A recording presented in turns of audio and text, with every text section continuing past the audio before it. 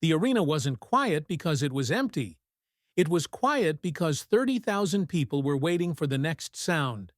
The air inside that space had a strange thickness, as if the walls themselves were holding their breath.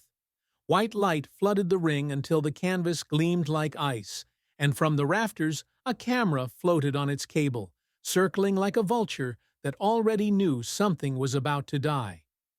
The smell was a cocktail of hot wires, stadium nachos, spilled beer, and that faint metallic echo every fight fan associates with dried blood. Everything about the night said spectacle, but under the surface it felt like the kind of spectacle that could crack open into something none of them had signed up for. And then his voice cut through. "Rhonda?" She wouldn't last a minute against a real man.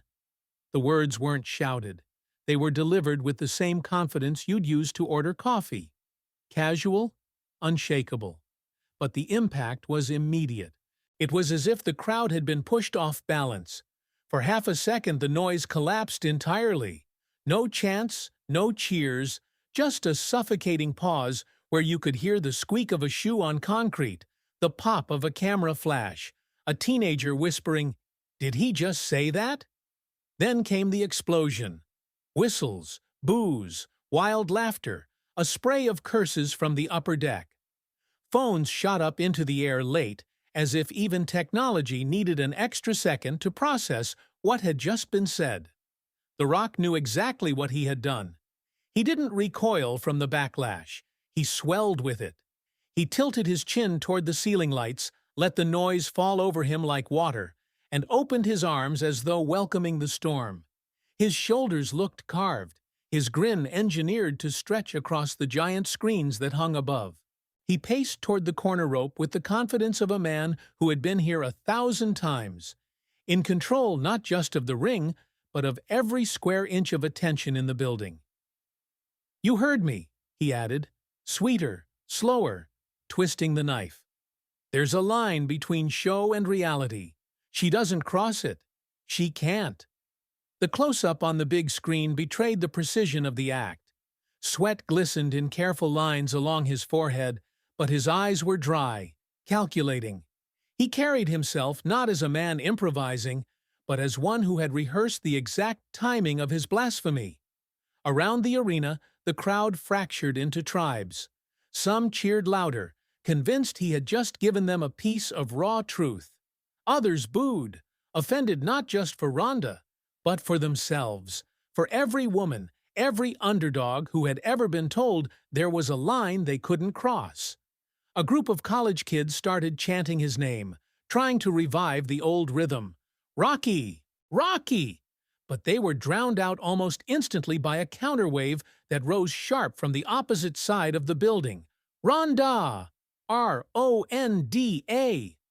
The two chants clashed in midair, beating against each other like storm fronts. Neither side won. Instead, the entire room seemed to tilt, the oxygen dividing itself into loyalty and contempt. He fed on that chaos. That had always been his genius, using the crowd like an instrument. He pointed at the jumbotron, then back at himself, the gesture as automatic as a boxer's jab. "They came for me," he said, pacing in a half-circle, "not for myths, not for fairy tales about cages and chokeholds. They came for the truth." The word truth triggered another swell of noise, but this time it was less playful. Faces on the screen looked uneasy. An usher biting his lip, a mother shaking her head, a girl in the front row clenching the brim of her cap. It wasn't just entertainment anymore. It had become a fracture line in real time.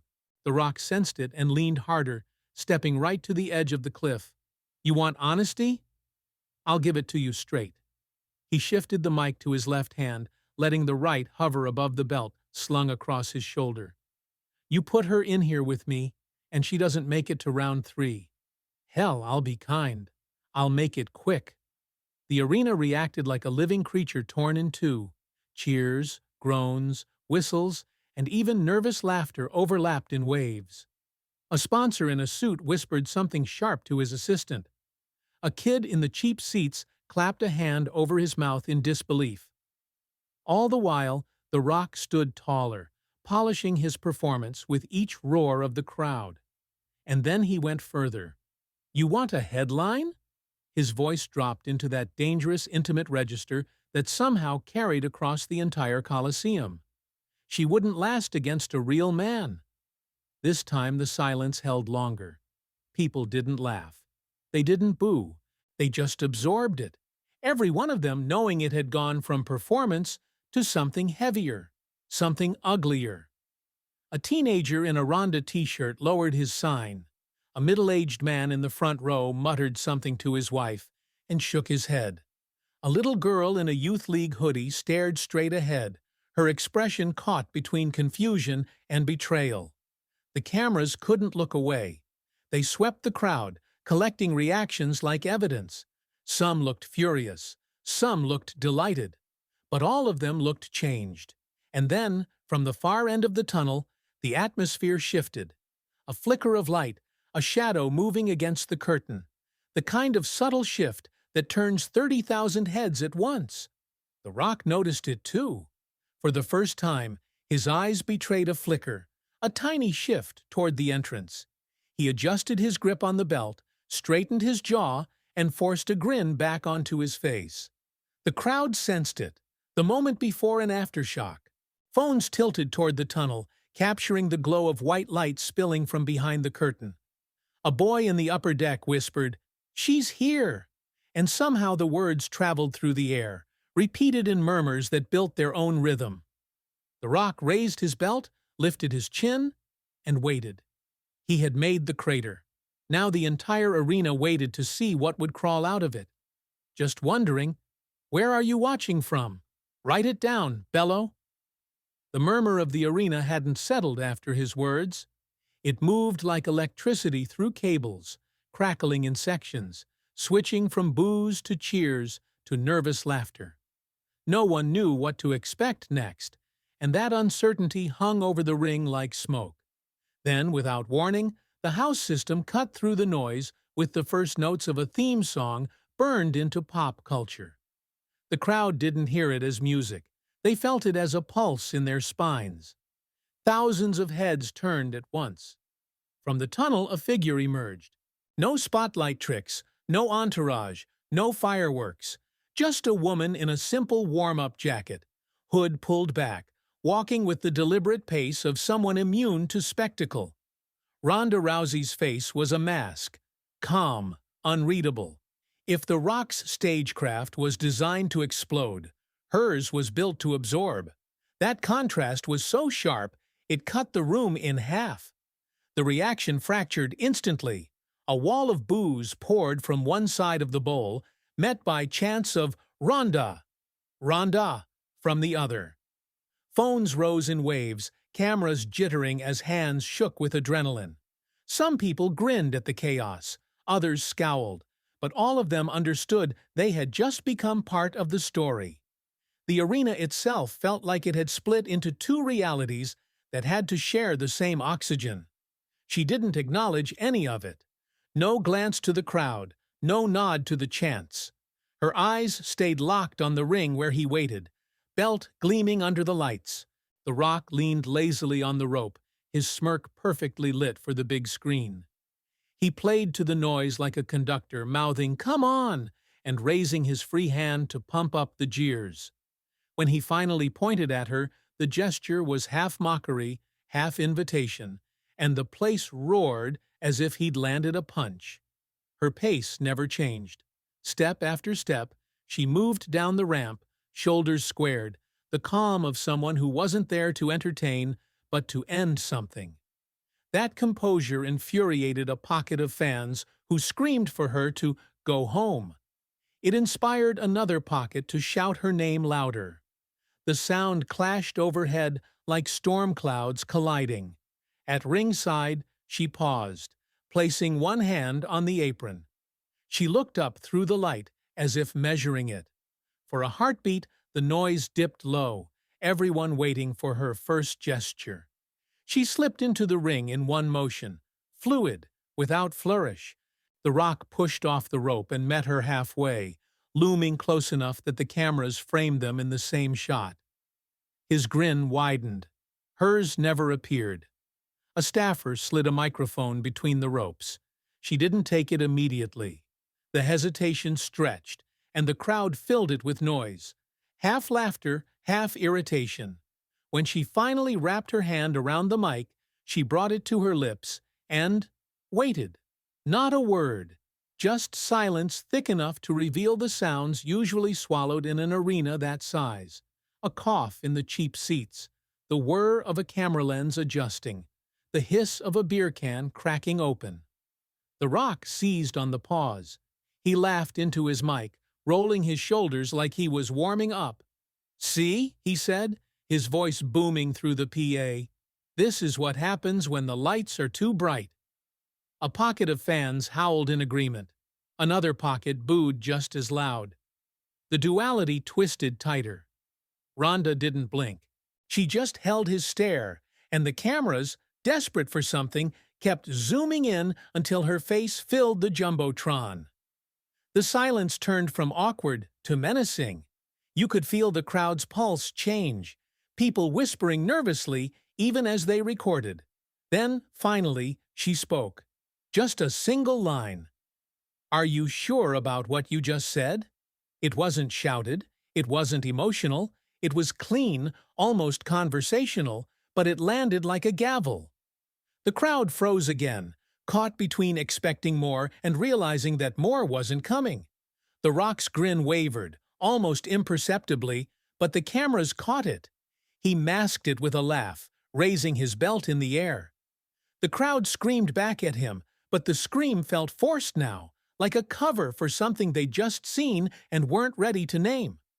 The silence stretched again, not from her this time, but from him. And in that vacuum, the chants restarted, louder, clearer, pounding like a drum. "Ronda!" Ronda. A man in the front row shook his head, muttering, "Oh my God," under his breath. A teenager threw his arms wide, filming himself with one hand and screaming into the void with the other. The two of them stood inches apart, the mic still in her hand, the belt still in his. No movement, no attack, no resolution. Just a balance so fragile that the next word or step could shatter it. The Rock lifted his mic as if to answer. The audience leaned forward, everybody on edge, waiting to see which way the night would break. The microphone in his hand looked like a weapon dressed in chrome. He twirled the cable once, let it snap against his palm, and smiled the kind of smile that photographs well, but feels cheap in the room. "Look," he began, pacing across the canvas like a teacher in front of a class he already knew he'd pass. "I don't disrespect her grind. She's done amazing things, but let's be honest with ourselves. There's a line between show and reality. A woman doesn't last against a man in here. Not on my canvas. Not for a round. Not for a minute." The line didn't drop like a joke. It dropped like a stone. Half the arena erupted into cheers. The other half shouted over them, and the noise didn't merge. It collided. On the jumbotron, his face was flawless, confident, glowing, teeth like billboards. Down on the floor, though, you could see the tiny twitches in the skin around his eyes, the way confidence had to be tightened with invisible strings. He carried on, voice smooth, wrapping himself in the comfort of his own volume. "I'm not saying she's not tough. I'm saying there are levels. This," he lifted the belt on his shoulder just enough to catch the light, "is my level, and that's not changing tonight." The crowd played its role as the third fighter, restless, contradictory, merciless. "Rock, rock, rock," thundered from the rafters. "Ronda, Ronda," answered from the floor. The chants overlapped, tore each other apart, then rebuilt themselves louder. A kid waved a homemade sign that read, "Respect women fighters." Someone else ripped it away. In a corporate box above the ring, a sponsor's rep muttered, "We can't control this," into his headset. He pointed a finger into the sea of noise. "Don't twist it," he said, shaking his head theatrically. Don't turn this into something I didn't say. Physics is physics. You can be mad at biology all day. It doesn't care. He turned to her then, softening his tone like a man softens a blade before cutting with it. Rhonda, you're a legend. Nobody denies that. But legends fade. Levels don't. For the first time she raised the mic, slow and deliberate. She didn't rush to fill the space he left. She let it stretch until the noise collapsed into a low murmur. Her voice, when it came, was steady. Strength isn't male or female. It's what you build when no one's watching. It's discipline, and discipline doesn't fade. The reaction wasn't neat. Applause broke out in corners. Boos slammed over it, and in the middle was a thick confusion that felt heavier than either side. The camera director cut briefly to audience faces. A mother gripping her daughter's shoulder, a group of teens screaming at each other, an old trainer shaking his head with a grim smile that said he has no idea what he started. He smirked again, but tighter now. "Discipline's great," he said, pacing back toward her. "But this ring isn't about meditation or reps. This is timing, distance, power, things you can't fake." She tilted her head, a fraction, just enough to make him pause. "Distance is a choice," she said. "Respect is too." It wasn't dramatic, no raised pitch, no flourish, but it shifted something in the air. The audience didn't know how to react, so they filled the uncertainty with noise. A drunken shout of "Kiss already" got swallowed by a roar of "Prove it!" The chants splintered, then fused back into chaos. On the arena's giant screens, social feeds scrolled live. "He's right, she'd get folded. She's about to embarrass him. This is toxic. This is history." The comments moved too fast to read, but the noise of them, the very existence of them, fed the crowd like gasoline on coals. He tried to reel it back, hands out as if calming a storm. "This is supposed to be a demonstration. That's what people paid for. Fundamentals. Keep it classy." The ref, grateful for someone sounding like an adult, nodded too quickly. But the audience booed the word demonstration like it was an insult. They hadn't come for class. They'd come for conflict. Rhonda stepped forward. Square now. No angle. No escape route. Her voice cut clean. "You said I wouldn't last. Are you sure?" The hush that followed wasn't silence. It was weight. A dropped beer in the mezzanine landed like punctuation. The Rock chuckled, but it came half a second late. "You want 1 minute with me?" His voice was low, almost intimate, though the PA blasted it to the rafters. He leaned closer, eyes narrowing, grin stretched thin. "You don't want that." She stared back, steady. "Long enough?" The crowd detonated. Chants, screams, the kind of rolling thunder you feel in your chest before you hear it in your ears. The director barked, "Hold this shot," and the cameras obeyed, filling the big screen with a frame that could hang in a museum. His height, his smirk, her stillness, her refusal to bend. And then, for the first time all night, the arena went completely still. No chants, no laughter, just the hum of the lights and the collective heartbeat of thousands of people realizing they were perched on the edge of something bigger than a show. He tilted his head, closing the last half step, so close the gold plate of his belt reflected in her pupils. "You really think you last a minute with me?" The ref raised a hand, unsure if he was stopping something or sanctifying it.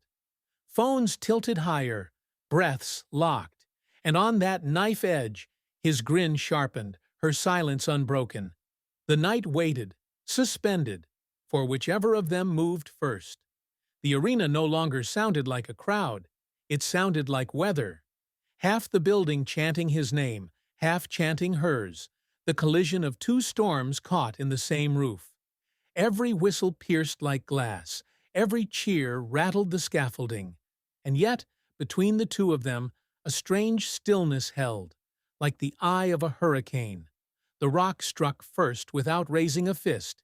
He raised his mic and smiled the smile of a man who believes the spotlight belongs to him by birthright. "You know what people forget?" he asked, pacing, voice dropping into that theatrical gravel the speakers loved. "They forget the night she crumbled. They forget the kick that shut her down. They forget when the legend couldn't even stand to face a rematch." The big screen obeyed, flashing those old defeats. Frames slowed until humiliation looked endless. He narrated them like a sports commentator calling highlights. Pressure broke her. Lights blinded her. When the cage closed, she looked for the exit. Pockets of laughter burst out. Other voices snapped back, angry, raw. "Too far! Leave it!" The arena was no longer an audience. It was a jury at war with itself. Ronda didn't flinch. She let the clips play, her own face from years past, and when the camera returned, she finally raised the mic. No rush, no fire, just a fact. "Yes, I lost. I lost when I stopped listening to myself. I lost when I thought fame was strength." She let the words hang. "But those nights didn't break me. They built me." The effect was immediate. Applause from scattered corners. Not loud, but cutting through. The kind of clapping that means we believe you more than we cheer you. The Rock moved fast to reclaim the current.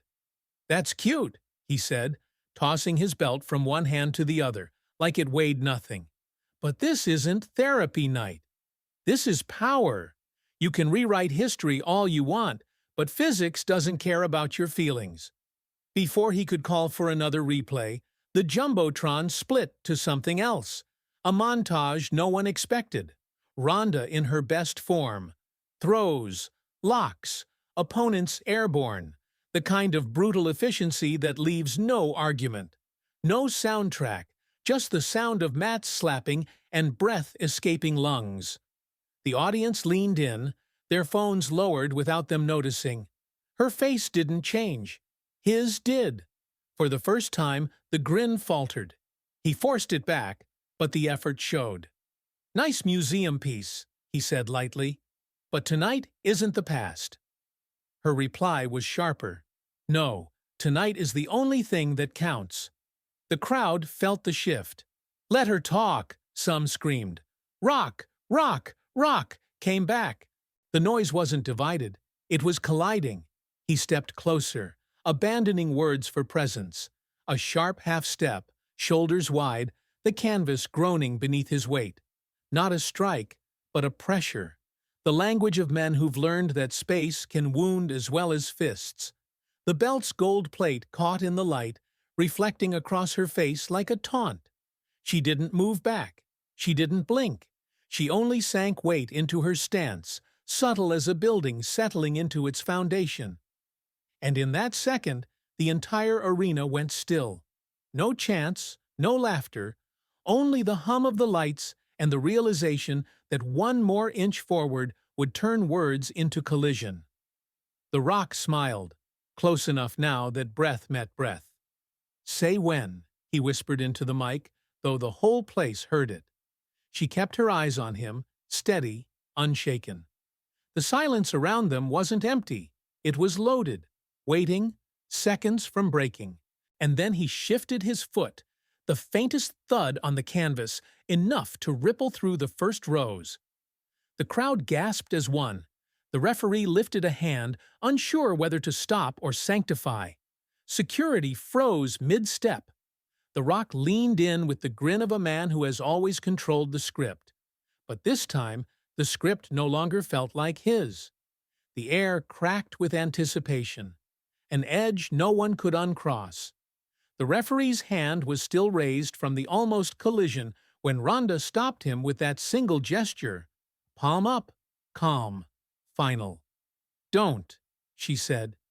It wasn't a command screamed through rage. It was spoken low, flat, like the kind of order that only works if you carry enough gravity inside you.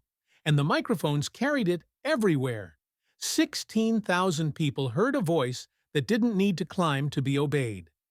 The Rock chuckled, tilting his head like he'd been caught mid-prank. "Don't hit me?" he said, theatrically confused, scanning the crowd for their laughter. "Don't touch me? Or don't embarrass you?"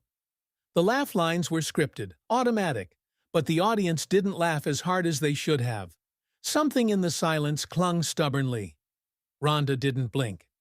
"A test," she said simply. The word hung heavier than it should. It didn't sound like a gimmick. It sounded like a verdict.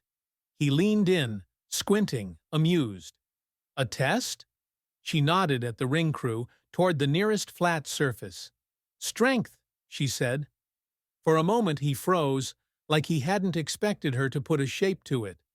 Then he threw his head back and laughed in full theater. "Strength? What are we, in high school? You want an arm wrestling match?" The absurdity caught fire. The lower rows laughed, others jeered, but then the chant began. Quiet at first, then sharper, louder, pounding. "Do it! Do it!" The chant gathered like a drumbeat. No one could stop. He raised his eyebrows at the audience, feeding the energy back at them. "You really want this? You really want The Rock and Ronda Rousey arm wrestling?" The answer was a scream so unified it rattled the lights. He shrugged, spreading his hands. "Fine. Bring us a table." It wasn't a table. The ring crew hustled out a padded crate, strapped it to the ropes, slapped a mat on top to keep it steady. No one cared. The illusion was enough. The cameras swung low, the director barked to stay wide, and the production truck cursed about insurance. Inside the ring, he peeled off the belt and leaned it against the turnbuckle like a dog told to sit and wait. He rolled his shoulders with exaggerated swagger, flexing his taped wrist for the hard cam.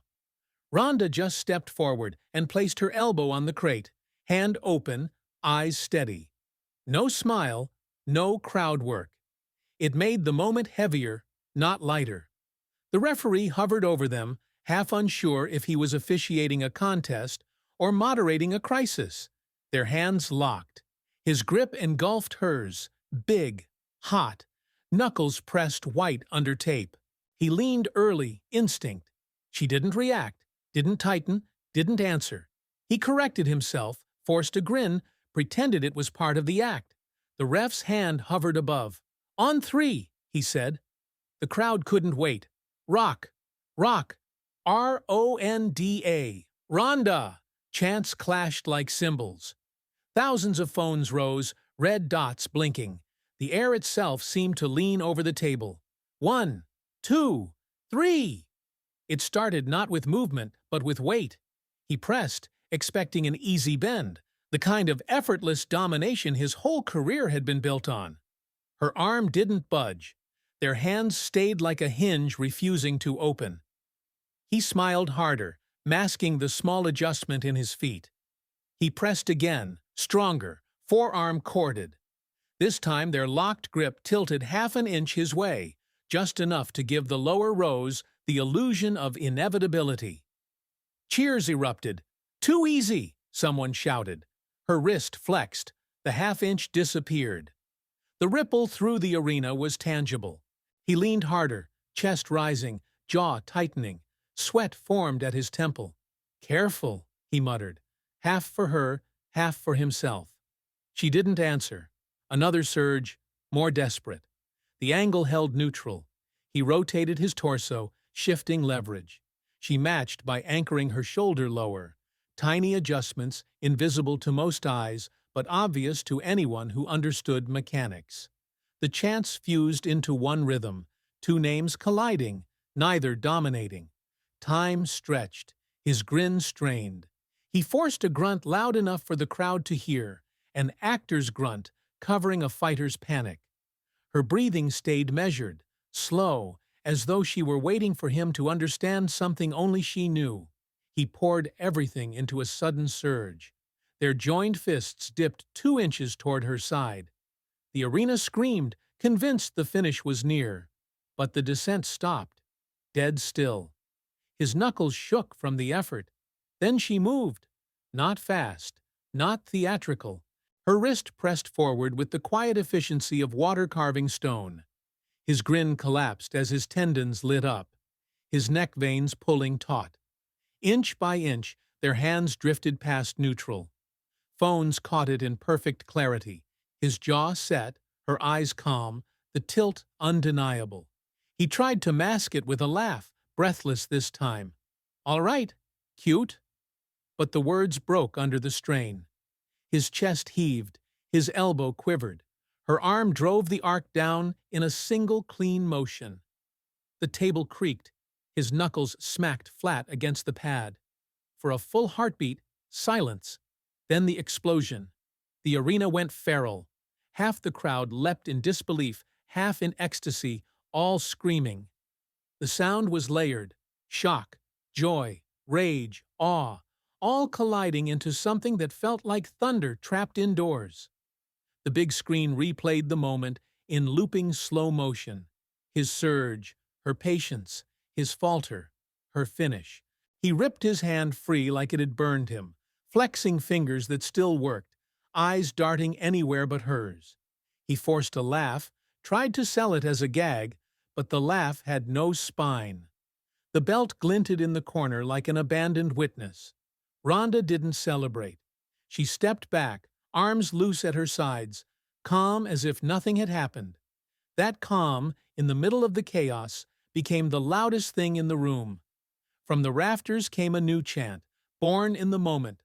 Char acteur, char acteur.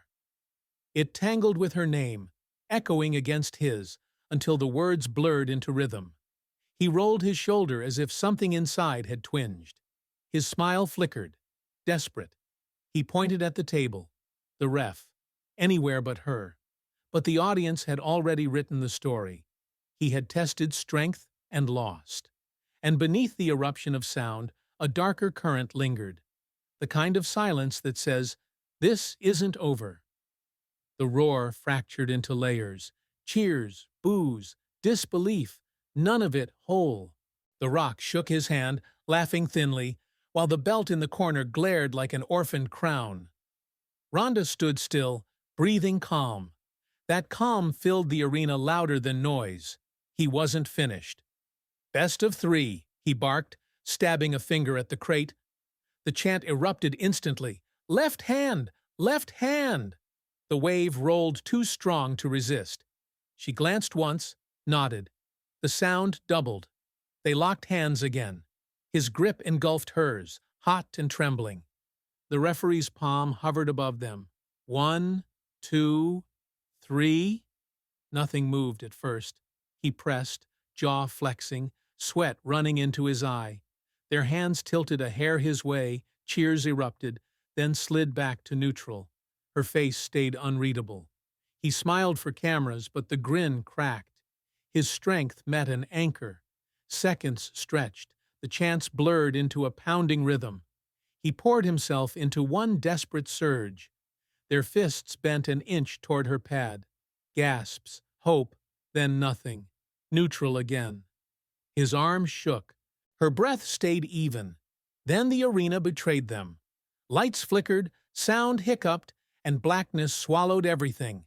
Phones lit like stars. Silence drowned the room except for ragged breath. His, hers, the ref's shallow. Still locked, unmoving. Emergency strips glowed. Then the stage edges, then the halo overhead. When light returned, they hadn't moved. Equal, fixed. Statues in defiance. The hush now was sharper than fear.